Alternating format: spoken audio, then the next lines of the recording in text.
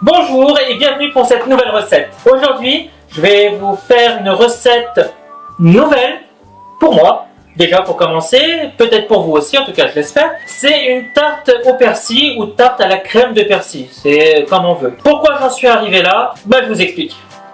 Tout a commencé un matin en sortant les chiens.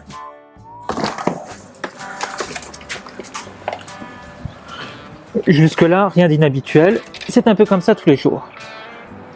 J'en profite, je regarde un peu mes plantes où est-ce qu'elles en sont. Les poireaux, céleri branches, les choux paumés, les salades. Eux qui sont tranquilles. Et là, j'en arrive sur mon persil plat. Et quand je vois la touffe qu'il a, comme il est beau, comme il est bien frais, je me dis il va falloir le tailler quand même. Et qu'est-ce que je vais pouvoir en faire? Je vais pas faire du beurre persillé pendant 5 ans. Donc il faut que je trouve quelque chose.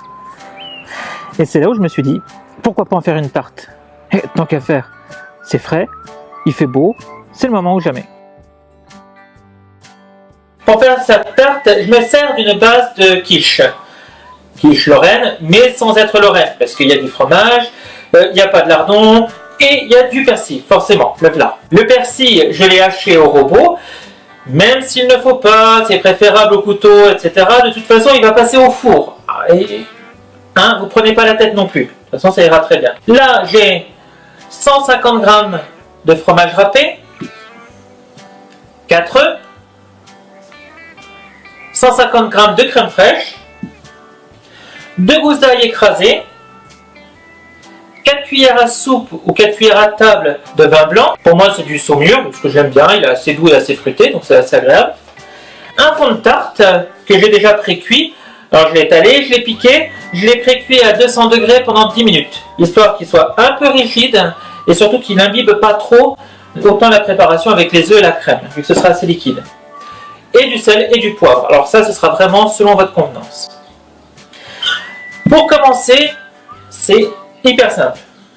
On prend la crème.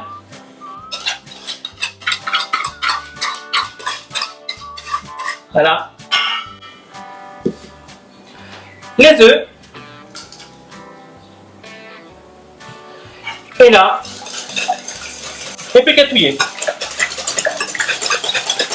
Alors c'est faire un peu comme une forme d'omelette. Il faut bien les battre. Vous ne les ferez pas mousser, forcément. Et comme ça, vous aurez un appareil parfaitement homogène. Pour les Lorrains qui sont habitués à faire des quiches, par exemple, c'est ce qu'on va appeler la migaine. Et une migaine, pour qu'elle prenne, il faut avoir des œufs et une crème très bien fouettée. Donc, n'hésitez pas, allez-y. Pensez aux choses désagréables de la journée, de la veille, de la semaine. Voilà, tout ce qui vous a pas plu, ce qui vous a un peu énervé, ce qui vous a un peu dégoûté. Et du coup, défoulez-vous, profitez-en.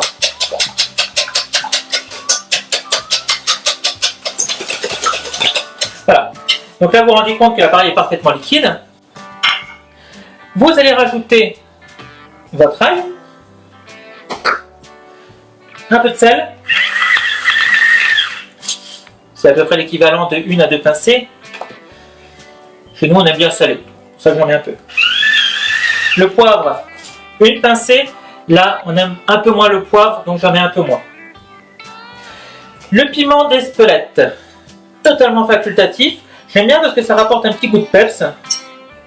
Alors, il n'en faut pas énormément, parce que c'est quand même si c'est moins fort qu'un piment oiseau ou piment tropical, ça relève bien quand même.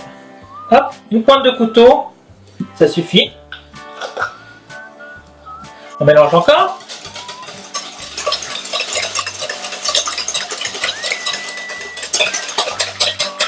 Alors bien souvent, quand vous voyez des quiches lorraines avec du fromage dedans, ça veut dire que la migaine n'a pas été assez fouettée, assez préparée. Il y a une astuce qui veut qu'on peut mettre aussi 1 cuillère à soupe de maïzena, ce qui permet de faire prendre la migaine à la cuisson. Et là, ça devrait aller. Je rajoute le vin blanc. Ça fait toujours du bien. Hop. Ensuite, le persil. Le persil, j'ai l'équivalent de 100 g hachés. Ce qui fait 2 belles bottes en fait. J'ai pris que les têtes, c'est du persil plein. parce qu'il a beaucoup plus de saveur, beaucoup plus de fruité que le persil frisé, qui lui sert beaucoup plus en décoration. Hein? Vous voyez?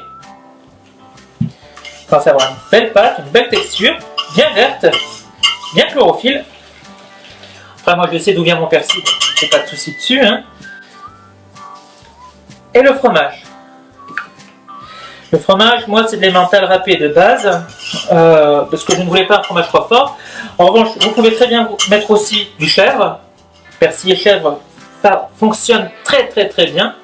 Et vous pouvez aussi mettre du comté si vous voulez avoir un fromage un peu plus de caractère. Évitez tout ce qui est mozzarella qui va être trop filandreux. Et là, dans ce cas-là, quand vous allez le couper, ça va partir dans tous les sens, ce sera une horreur.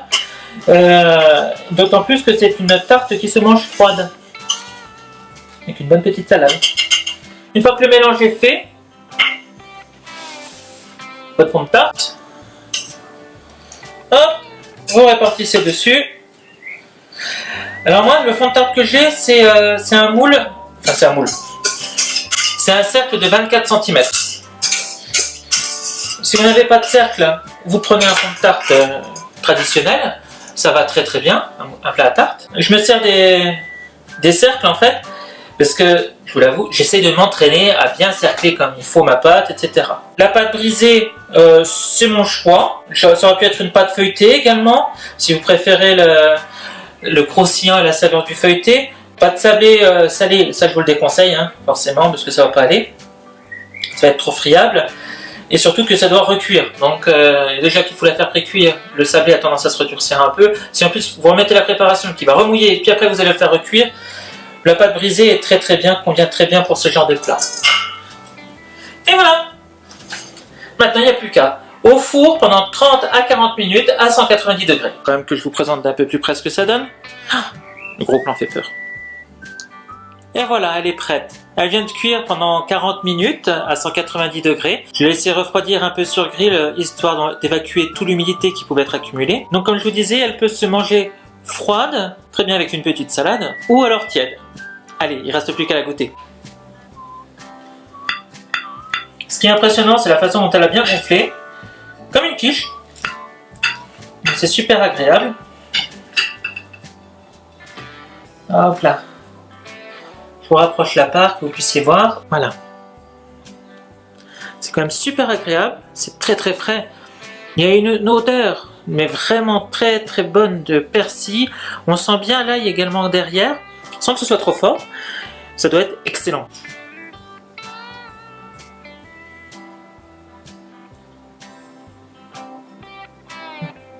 Encore un tout petit peu chaud, mais vraiment très très bon. Très frais. Le fromage revient vraiment en douceur derrière pour apaiser un peu la force qu'on peut avoir justement avec l'ail, avec le persil. Et il y a cette petite pointe vraiment de piment, mais très très léger, qui vient raviver les papilles. Franchement, c'est un délice. Ça, je vais en refaire, mais en puissance 10. Hein. Bon, sur ce, je vous laisse.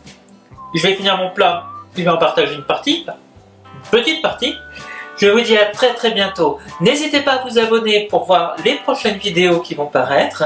Et je vous souhaite une excellente journée. Très bonne semaine, à bientôt.